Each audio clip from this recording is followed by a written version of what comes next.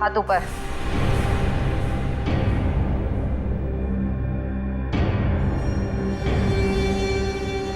कौन हो तुम? नकाब उतारो।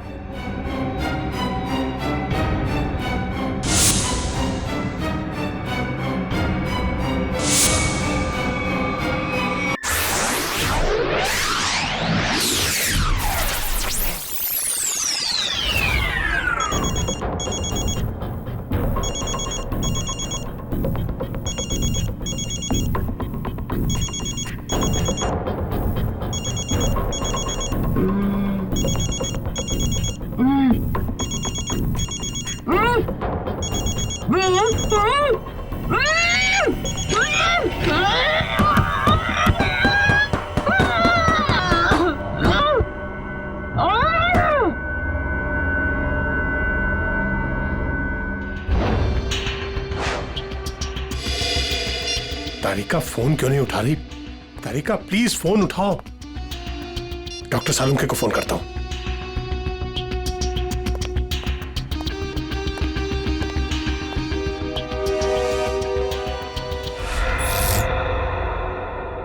लाइट को क्या हुआ?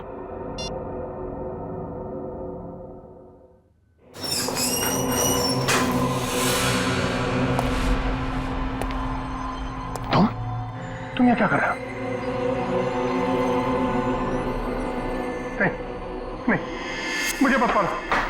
मैं किसी को तुम्हारे बारे में नहीं बताऊंगा। 4 घंटे हो गए, तारिका का कुछ पता नहीं चल रहा है।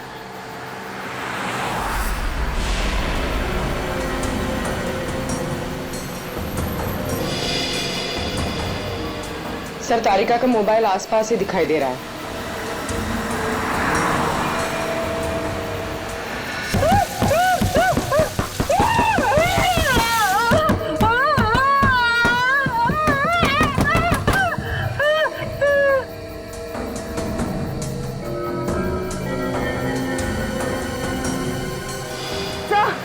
एक मिनट तो डॉक्टर तारिका की गाड़ी पीछे।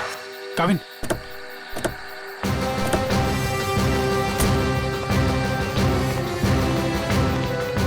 तारिका, तारिका,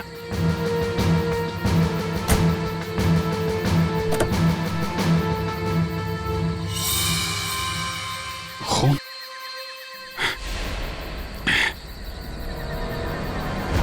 कुछ हुआ है? तारिका को खून है यहाँ पे। डॉक्टर जगन, डॉक्टर जगन, अरे कुछ देर पहले फोन किया था, अब अंधेरा गया कहाँ ये? देखो जरा, लाइट लगा।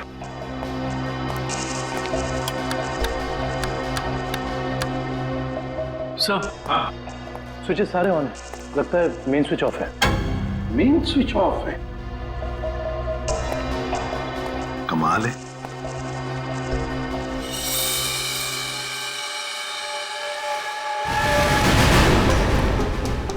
डॉक्टर जगन,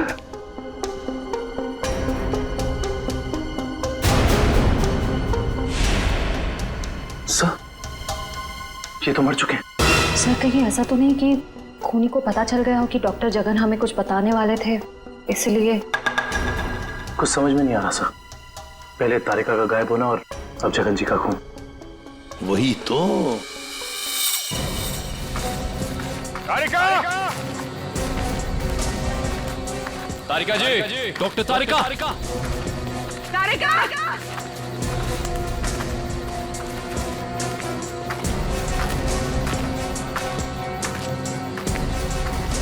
तारिका!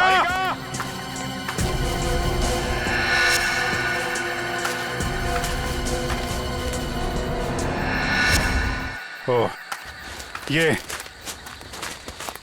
तारिका का ईयररिंग। ईयररिंग यहाँ पर? यहीं होगी। फोन लगा, फोन लगा।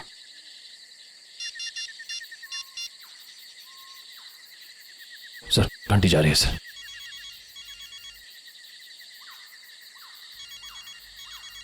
सर, उस तरफ। हाँ सर।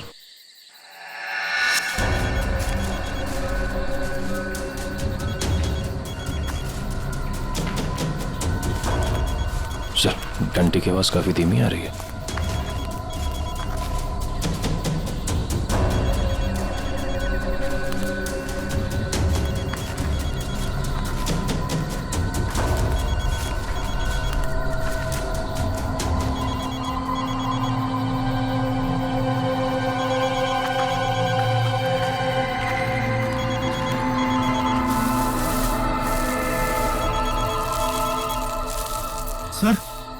फोन मिट्टी के नीचे दबा हुआ है। वो नहीं डॉक्टर, तारिका नीचे है, जल्दी खोलो इसको।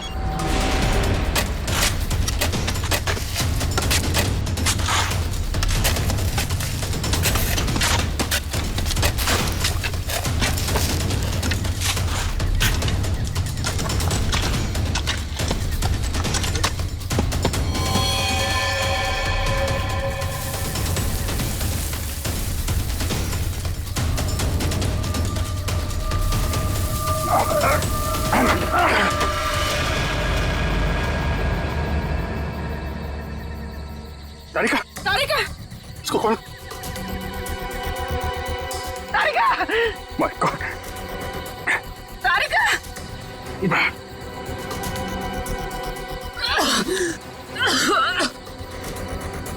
तारिका तुम ठीक हो? हाँ? कैसे हुआ ये है? किसने किया? कौन थे वो लोग? रिपोर्ट्स थे, लैब जा रही थी, एक आदमी आया, जबरदस्ती मुझे क्लोरोफॉर्म सुंघाया।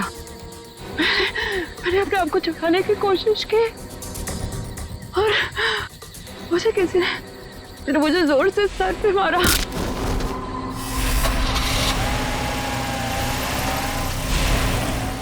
तो ये सब उन लोगों ने उस केस की रिपोर्ट्स के लिए किया है। इस केस ने हमें 3 दिन से उलझा रखा है। समंदर के अंदर बहता हुआ वो लकड़ी का टुकड़ा और उसके साथ वो आदमी की खोपड़ी। लगता है कोई बड़ी मछली फंसी है जाल में। खींच खींच, अरे ये तो कोई लकड़ी का टुकड़ा फंसा हुआ है जाल में। खींच, अरे जल्दी निकाल, नहीं तो जाल फट जाएगा। खींच।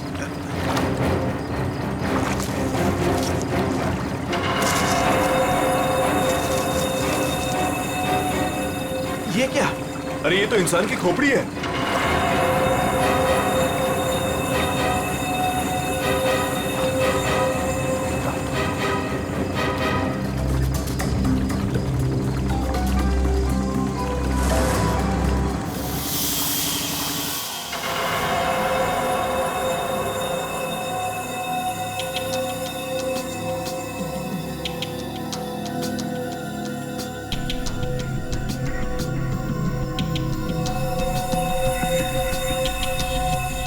बस समुद्र में बहती हुई लकड़ी साधारण लकड़ियों से काफी अलग है, क्योंकि ये लकड़ी समुद्र के पानी में हजारों मील बहती हुई आई है, समुद्र के सारे जीवन को अपने आप में समेटे हुए।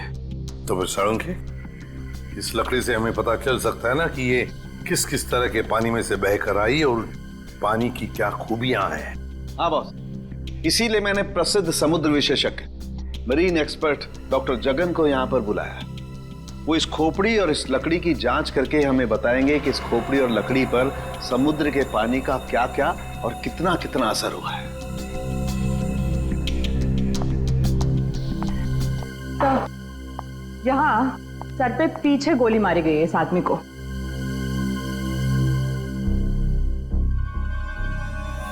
ये देखो बॉस, इस सुराग को देख करके लगता है काफी नजदीक से गोली मारी गई है। साळुंखे, क्या तू बता सकता है ये खोपड़ी कितने समय तक समुद्र में थी? बस ये जो काई हमें इस लकड़ी पर से मिली है, हाँ, ऐसी ही काई इस खोपड़ी की आंखों के चारों तरफ और आसपास भी है।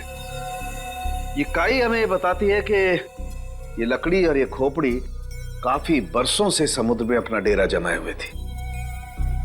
फिर तो साळुंखे साहब ये भी पता चल जाएगा कि ये खोपड़ी समंदर के किस भाग में थी, और साथ ही साथ पक्के तौर पे ये भी पता चल जाएगा कि कितने समय तक थी। हाँ, पता चल सकता है। तारिका, एक काम करो, इस खोपड़ी पर से जितने भी बैक्टीरियाज मिले उनका अच्छी तरह से एनालिसिस करो, इससे उनकी उम्र का पता लगेगा और बाद में हम इस खोपड़ी का रिकंस्ट्रक्शन करेंगे। तो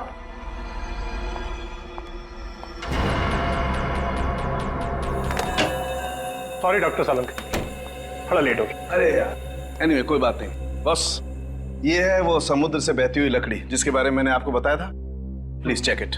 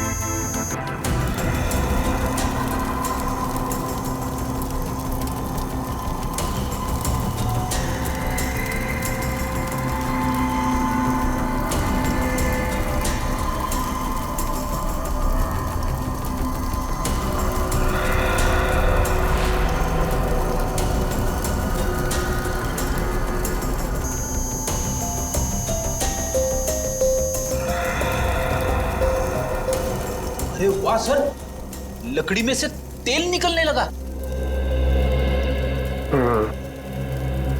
इसका मतलब यह है कि ये लकड़ी समुद्र के उस हिस्से में थी जहां बहुत सारा तेल बिखरा हुआ था, और उसी में से कुछ तेल इस लकड़ी ने सोख लिया। सर पानी में इतना तेल के लकड़ी ने सोख लिया, कैसे? कई बार ऐसा होता है ना कि कोई तेल से भरा हुआ जहाज अगर समुद्र में डूब जाए तो उस जगह समुद्र में तेल ही तेल हो जाएगा। शायद वैसा ही हुआ होगा। अब मैं ये लकड़ी जलाता हूँ। वो क्यों? दरअसल इस लकड़ी को जलाने से जो अलग अलग तरह की लपटें उठेंगी, उससे हमें समुद्र के अलग अलग हिस्सों में मिलने वाले रसायनों के बारे में पता चलेगा। हम उन रसायनों की फोटोग्राफ लैब को भेज देंगे। लैब हमें बताएगी कि ये लकड़ी कहां कहां से तैरती हुई यहां पहुंची, और अगर उन्हीं में से कोई रसायन खोपड़ी पर लगा हुआ मिला तो हमें यह भी पता चल जाएगा कि ये क्राइम कहां हुआ है।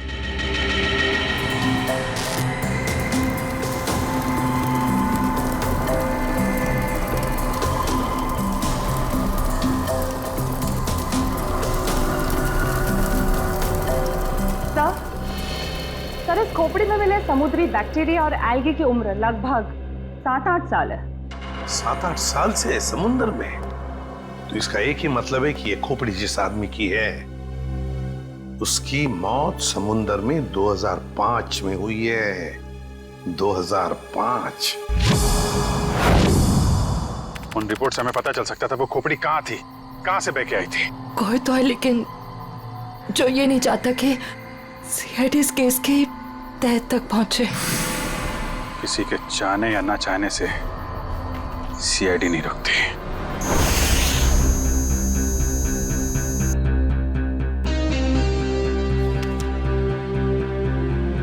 क्या पता चला सर इस रिपोर्ट में, जिसके लिए आपको ड्रग्स, डॉक्टर तारिका को जान से मारने की कोशिश और डॉक्टर जगन का खून हुआ? रिपोर्ट के मुताबिक वो खोपड़ी 35 से 40 साल के आदमी की है, और वो जो लकड़ी की लपटों के अलग अलग फोटोग्राफ्स हमने लैब में भेजे थे, उन लपटों का केमिकल कंपोजिशन अरब महासागर के पानी से मिलता है, लेकिन उन लपटों का केमिकल कंपोजिशन सबसे ज्यादा शाओलिन समुद्र तल के पानी से मिलता है। इसका मतलब है शाओलिन समुद्र तल से ऊपर उठकर ये खोपड़ी बहती हुई लकड़ी से उलझकर अरब सागर में पहुंची। बिल्कुल। सालुंखे ने कहा कि उस खोपड़ी के अंदर वाले हिस्से में उसे कुछ बैक्टीरिया मिली, किण्वन क्रिया करने वाली बैक्टीरिया, फर्मेंटेशन करने वाली बैक्टीरिया। और फिर मरीन एक्सपर्ट डॉक्टर जगन के रिपोर्ट में यह भी बताया है उसकी खोपड़ी के ऊपर से कुछ फेरस ऑक्साइड के अंश मिले। फेरस ऑक्साइड, लोहे की जंग। लेकिन सर, समुंदर के नीचे एक खोपड़ी पे लोहे की जंग कैसे आ सकती है सर? वही तो। ये खोपड़ी 8-9 सालों से पानी के अंदर थी और बहती हुई एक लकड़ी से जाकर फंस गई, जिसपे से हमें तेल के भी कुछ अंश मिले। हो सकता है ये खोपड़ी किसी डूबे हुए जहाज के मलबे के नीचे दब गई हो।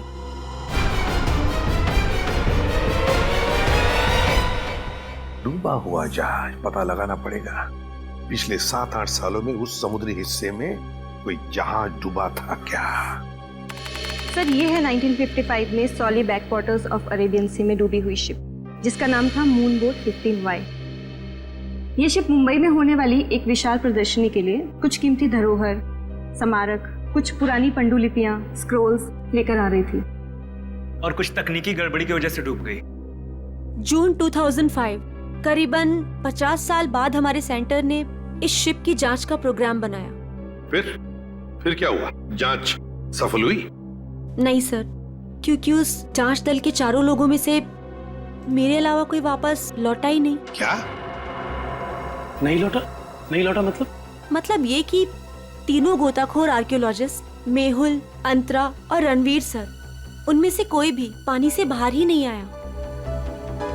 तो फिर उनका क्या हुआ? हमने उनको तलाशने की बहुत कोशिश की, पर तीनों का कुछ पता नहीं चला। सिर्फ मैं ही वापस आ पाई, शायद इसलिए क्योंकि मैं उनके साथ पानी में गई ही नहीं थी। तो उस वक्त आप कहाँ थे?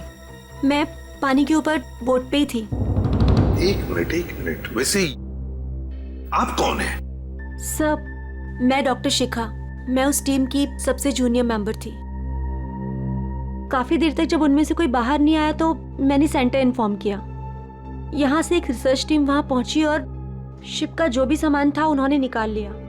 काफी दिनों तक उन सबकी खोज भी की पर उन सबका कुछ पता ही नहीं चला। ठीक है डॉक्टर नैना, इस जहाज पर का जो भी सामान आपके पास है, जो भी सामान, वो सब हम हमारे ब्यूरो ले जाना चाहते हैं जांच करने के लिए। जी सर, 1 सेकेंड। हेलो जोजो, ऑफिस में आओ जल्दी। जोजो कौन? सर इन्वेंट्री का इंचार्ज है। जो भी सामान हमारे पास आता है उसका रिकॉर्ड्स वो ही रखता है।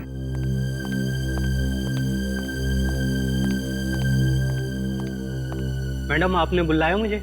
हाँ, ये लोग सीआईडी से हैं और इन्हें मूनबोट 15Y से मिला हुआ जो भी सामान है वो इन्हें चाहिए।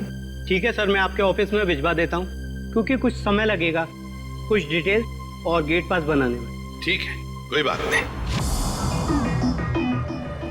जो ने ये सारा सामान भेजा है मरीन रिसर्च सेंटर से। और तुम इन सारे सामानों को लिस्ट से मैच करके देख रहे हो? हाँ सर, और रणवीर, अंतरा और मेहुल, उन सब की फोटो भी भेजी है ईमेल पे और उनके रिकॉर्ड्स भी। मयूर वही चेक कर रहा है। गुड, काम करो फ्रेडी, तुम्हारा ये सब लिस्ट चेक होने के बाद में ये सारा का सारा सामान फोरेंसिक लैब में भेज दो। Yes sir.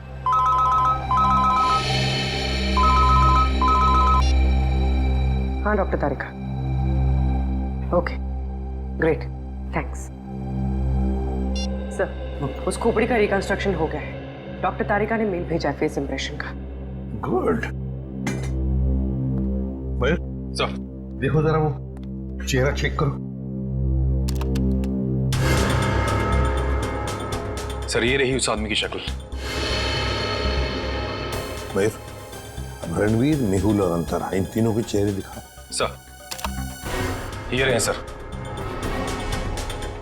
सर खोपड़ी से जो चेहरा बनाया गया है वो मरीन से गायब हुए किसी भी आदमी से मैच नहीं करा। हाँ, सचिन मिल तो नहीं रहा है, फिर भी एक खोपड़ी पर जो चेहरा बना है ना, उसे मयूर हमारे रिकॉर्ड्स के साथ मैच करके देखो।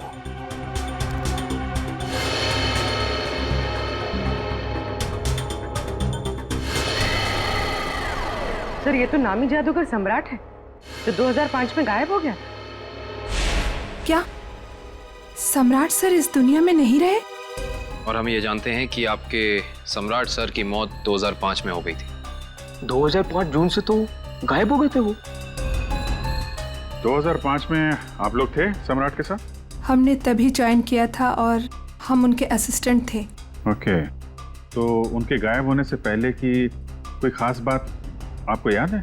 हाँ सर, उस वक्त वो ताले और जंजीर बना रहे थे जिसका हमारा जादू के शो में भी कोई काम नहीं था। मैं आपको उसकी फाइल दिखाता हूँ।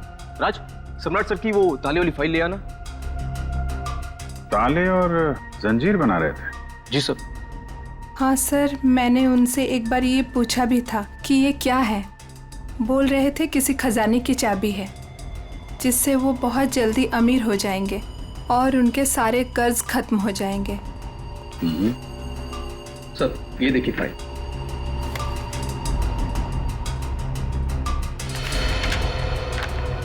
सर ये ताले जैसे दिखते नहीं हैं, लेकिन ये ताले ही हैं। सर 4 जून को वो अपने बनाए हुए ताले और जंजीर लेकर चले गए और हमसे कहा कि आज दौलत दरवाजे पर आ जाएगी। लेकिन सर उस दिन के बाद वो कभी वापस ही नहीं लौटे। तुम लोगों ने पता करने की कोशिश नहीं की? सर की थी। वो अपने पास कभी फोन भी नहीं रखते थे, कोई परिवार भी नहीं था उनका। हमने पुलिस में भी रिपोर्ट की थी मगर कुछ पता नहीं चला सर।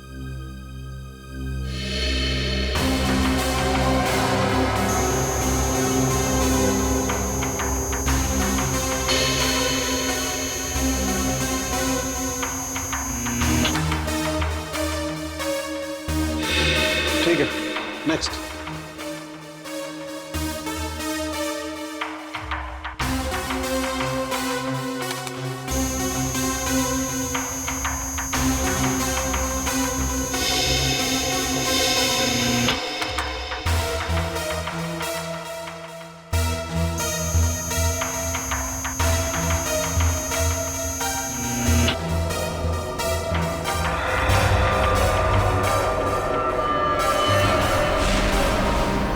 ये कैसे हो सकता है? फिर से स्कैन करते हैं।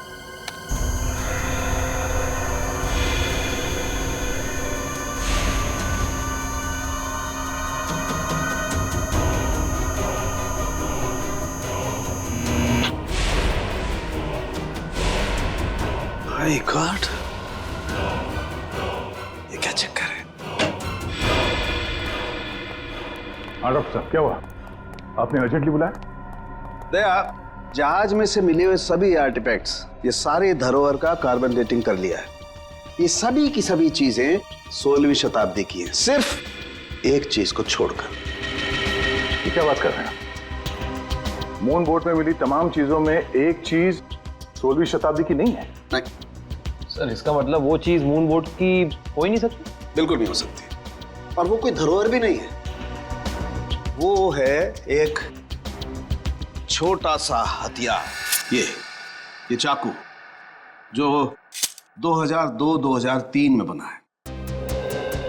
सर 1955 में ये जहाज डूबी थी और उसमें 10-12 साल पुराना हथियार का मिलना, इसका मतलब है कि समंदर के अंदर पड़ी ये मून बोट, इसमें कुछ ना कुछ तो हुआ है। जब अंतरा, रणवीर और मेहुल गायब हुए थे 2005 में। और सर, सम्राट का भी वहां होना कोई इत्तेफाक तो नहीं हो सकता। सर, इसका मतलब सम्राट का कोई ना कोई संबंध तो जरूर है उस घटना से जिसमें रणवीर, मेहुल और अंतरा की जान गई उस पानी के अंदर। समंदर के गहराई में वहां जाना पड़ेगा जहां पे इस मून बोट का मलबा पड़ा है।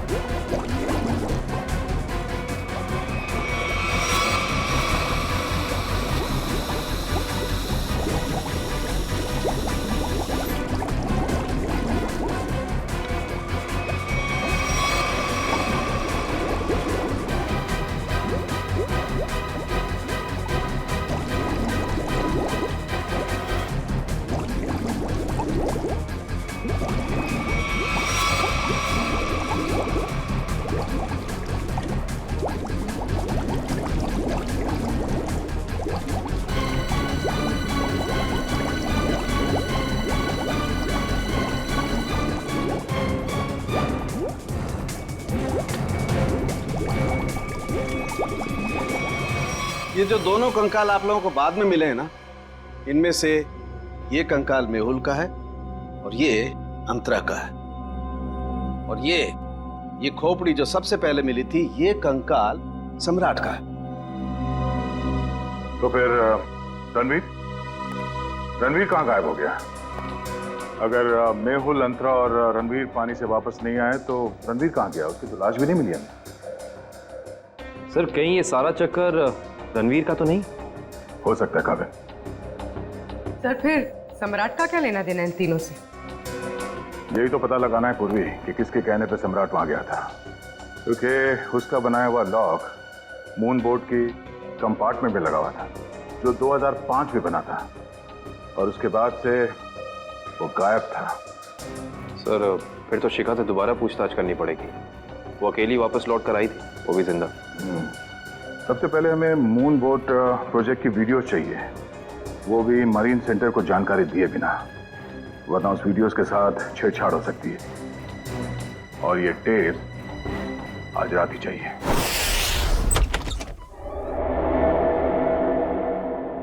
कहीं चोरी करते वक्त हमें कोई पकड़ न ले। अरे सर कुछ भी नहीं होगा, टेंशन मत लो। सीआईडी का बैच है ना, हम लोग उसे सीआईडी का बैच दिखाएंगे और कहेंगे चोर पुलिस करने आए हैं। पहले अंदर तो चलो।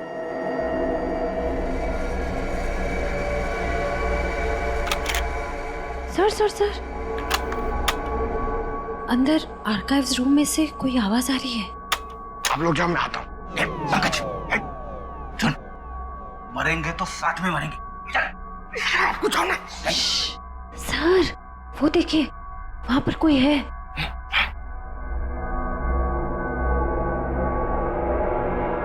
लाइट ऑफ, बंद कर टॉर्च।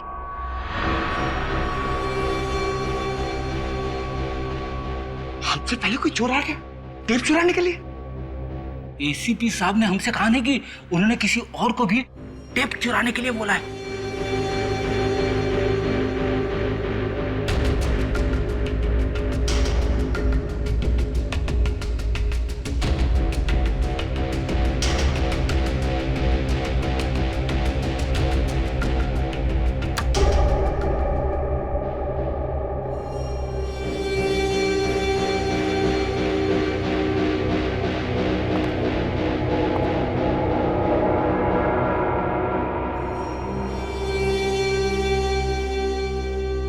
हाथ ऊपर।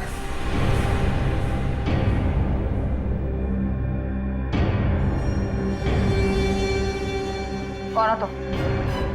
नकाब उतारो।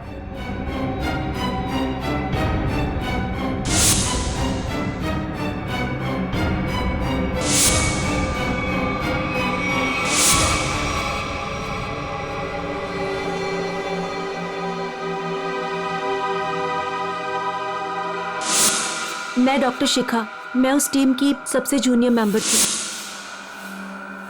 शिखा तुम सब कौन हो?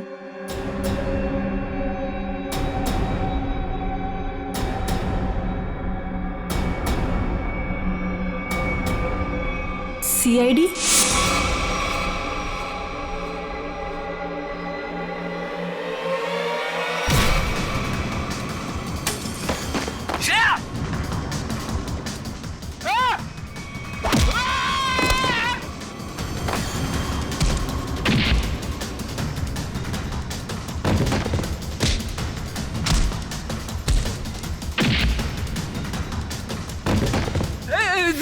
देखो मैं लड़कियों पे हाथ नहीं उठाता है?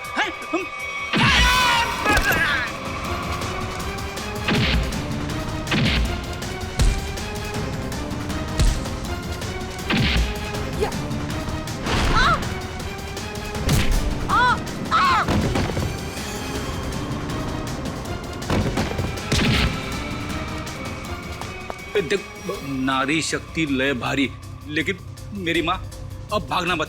नहीं, हाँ, वो तो रुक जा। शिखा तुम इतनी रात के तुम यहाँ क्या कर रही हो? सब मैंने कुछ नहीं किया है, मुझे जाने दीजिए। सर ये झूठ बोल रही है, इसने कोई टेप्स चुराए हैं। टेप्स? कैसे टिप्स चुराए तुमने? सब मैं बेगुनाह हूँ। मैं बस ये नहीं चाहती थी कि वो मून बोट के टेप्स किसी और के हाथ लगे। क्या है उन टेप्स में? क्या है बताओ जल्दी। सर वो उस टेप में सर मैं अपना काम कर रही थी, तभी मैंने देखा कि एक बोट सामने से आई और उसमें कुछ लोग थे।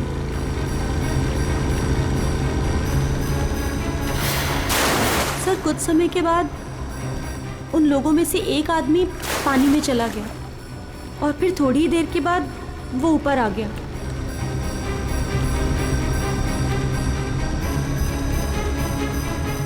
और सर जैसे ही वो ऊपर आया, एक आदमी ने उस पर गोली चलाई और वो मर गया।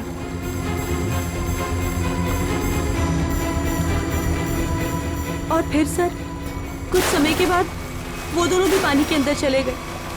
मैं डर गई थी सर, मुझे लगा कि उस खूनी ने मुझे भी देख लिया है और वो मुझे भी मार देगा। मेरी बोट पे भी एक कैमरा था जिसमें सब कुछ रिकॉर्ड हो रहा था।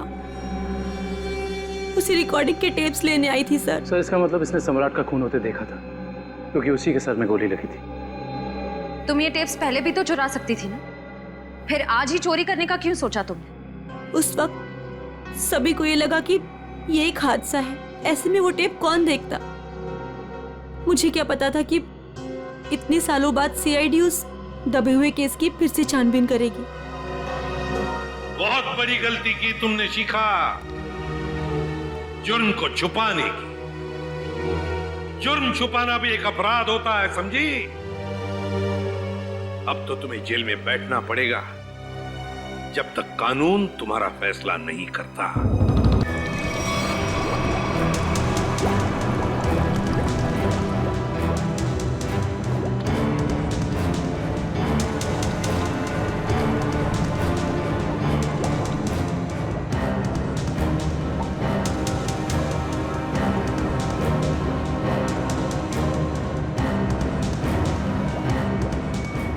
एक मिनट पॉज करो।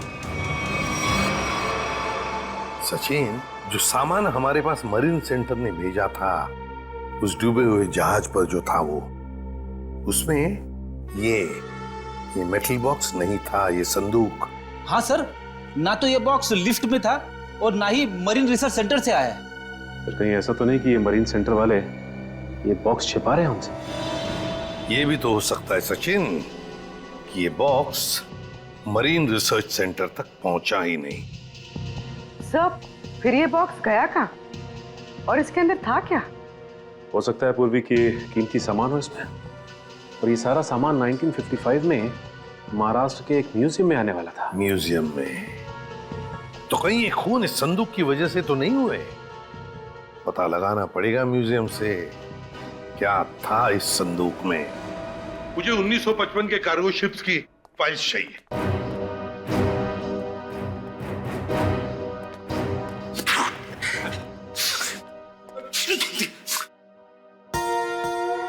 सर, कितनी धूल है? यहाँ पे साफ सफाई करने की सख्त मनाही है। चीख फैलाओ अभियान की पूरी तैयारी कर रखी है यहाँ पे।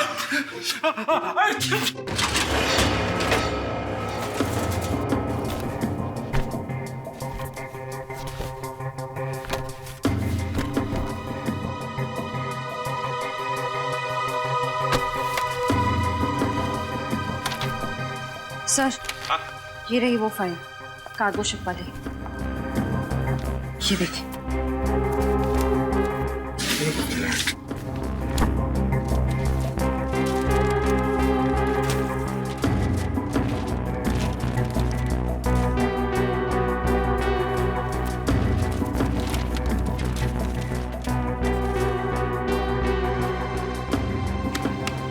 ये देखो, मेटल चेस्ट, संदूक, मुगल जवाहरात से भरा हुआ संदूक 1955 की लिस्ट में है, लेकिन मरीन रिसर्च सेंटर के इन्वेंटरी में नहीं है।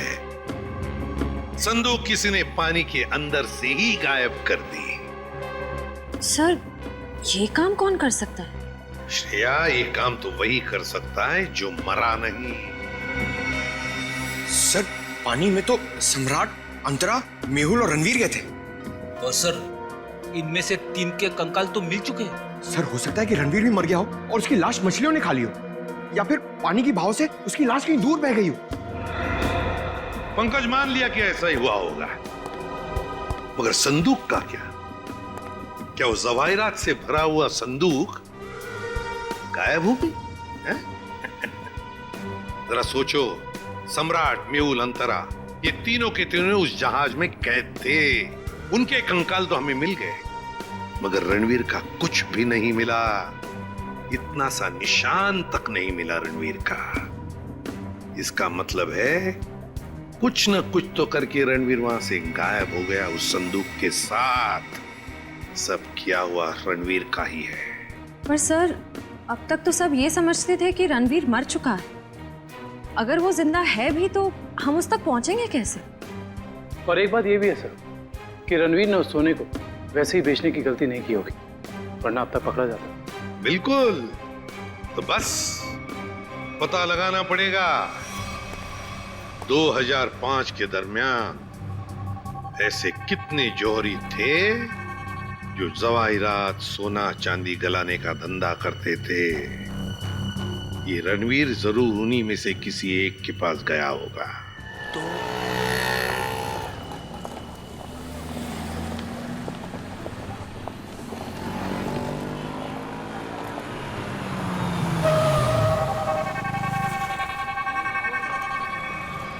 हाँ सर, हम लोग पूरी कोशिश कर रहे हैं सर, अभी तक तो कुछ मिला नहीं सर।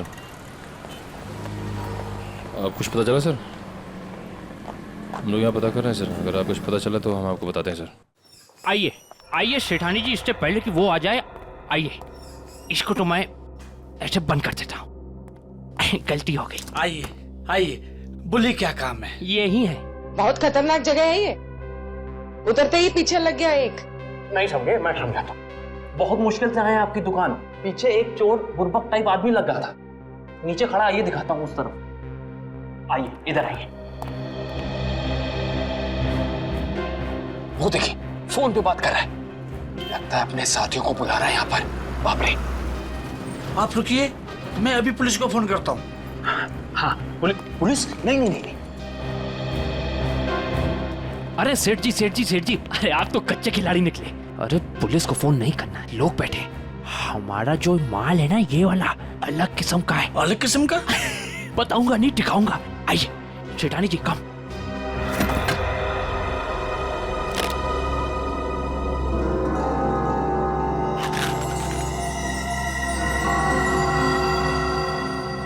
कैसा लगा? एकदम सही जगह पर आए आप। कहाँ से हाथ मारा है? फालतू सवाल बड़े कर रहे हैं आप। माल देखिए, आम खाइए, पेड़ मत गिनिए। तो बेचना है? सेठानी जी कह रही है बेचना नहीं है, तो खरीदना है। खरीदना भी नहीं है। तो फिर गहनों के बदले गहने लेने हैं। तो फिर आप लोग क्यों आए हुए यहाँ बाजार में? मासूम है, इधर देखिए, हम ये चाहते हैं कि आप इस सामान को पिघला दें। जब बाजार बढ़े, रेट बढ़े, हम धीरे धीरे, हौले हौले, प्यार से बेचेंगे, पैसे कमाएंगे। आपका काम हो जाएगा। लेकिन आपके काम के डबल रेट लगेंगे। अरे सेठ जी, डबल रेट क्यों? कोई बात नहीं, ये काम पहले किया ना। अरे कैसी बात करते हो? बहुत बार किया, और ये जो आप लेकर आए हैं ये तो चिल्लर है। 2005 में तो हमने मुगल काल के बने हुए अरबों रुपए के गहने और कीमती धरोहर को गलाया था, और किसी को कानों कान खबर तक नहीं होने दी थी। पूरे 4 दिन तक चलता रहा था ये काम। आइए मेरे साथ, आइए।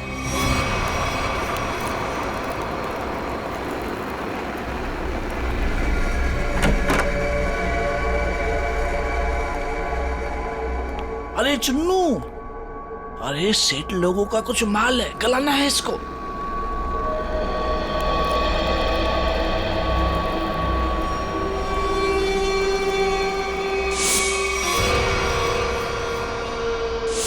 कितना माल है साहब?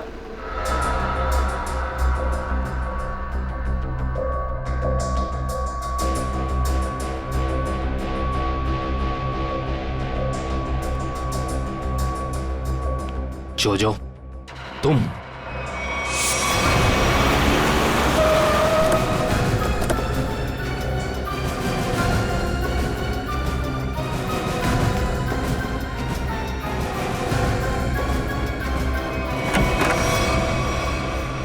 अरे आप कहीं जा रही हैं क्या? हम लोग तो चाय नाश्ते से लेकर डिनर तक का प्रोग्राम बना के आए थे। क्या बात है, आप वैसे क्यों देख रही? लगता आपने हम सीआईडी वालों को पहचाना नहीं। नैना जी,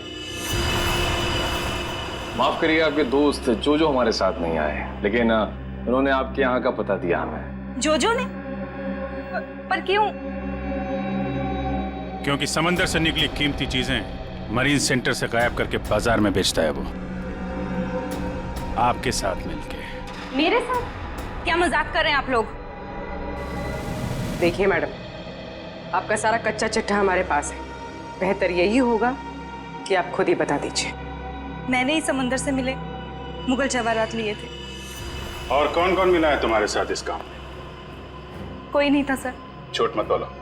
2005 में तुम मरीन सेंटर में थी ही नहीं, तो फिर मुगल जवाहरात तुम्हारे पास कैसे आए?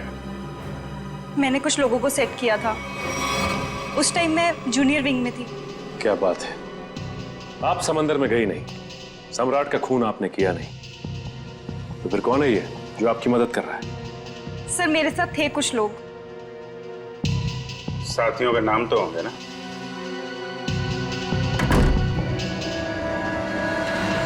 कौन है अंदर? सर अंदर कोई नहीं सर। सर मैं अकेली हूँ सर, किसे देख रहे हैं सर?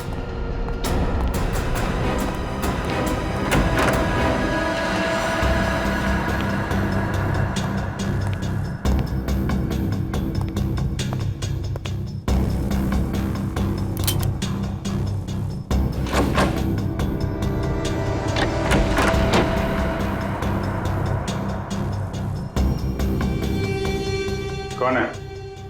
बाहर आ जाओ। बाहर आओ चुपचाप।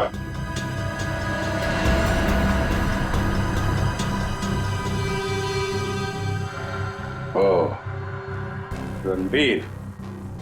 रणवीर? कौन रणवीर?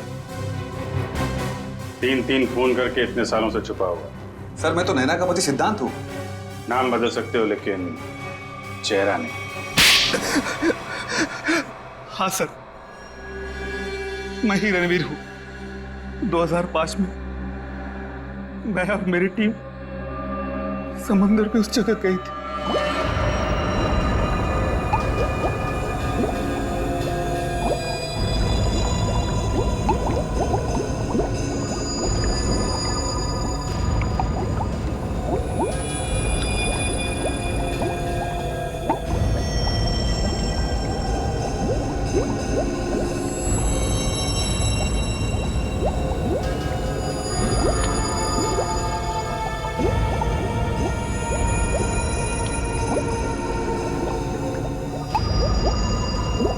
उस चेस्ट के बारे में सिर्फ मैं जानता था और कोई नहीं, इसलिए मैंने सम्राट के साथ मिलकर एक प्लान बनाया। सम्राट ने मेहुल और अंतरा को मार दिया और उनकी लाश बोट में छुपा दी। उसके बाद सम्राट को मेरे 2 आदमियों ने गोली मार दी और सर मैं चेस्ट लेकर पानी के रास्ते बाहर आ गया।